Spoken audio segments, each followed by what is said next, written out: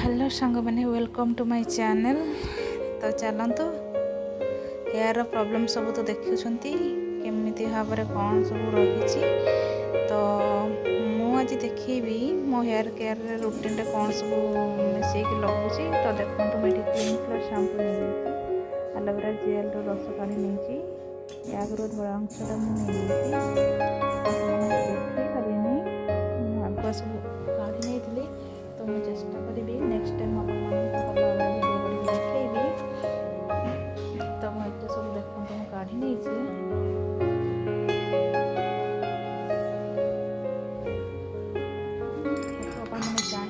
Spoon सहित फेंटिले कि बहुत टाइम तक लगे। तेणु आपने कौन करेंगे ग्राइंडिंग जार रे ग्राइंडिंग करदे।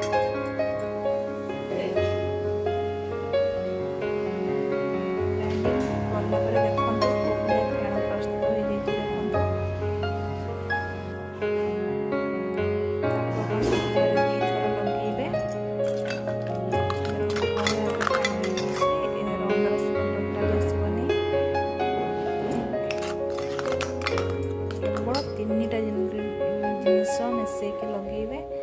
तो आशा कर मो चैनल भल लगी तो लाइक एंड सब्सक्राइब करेंगे। धन्यवाद।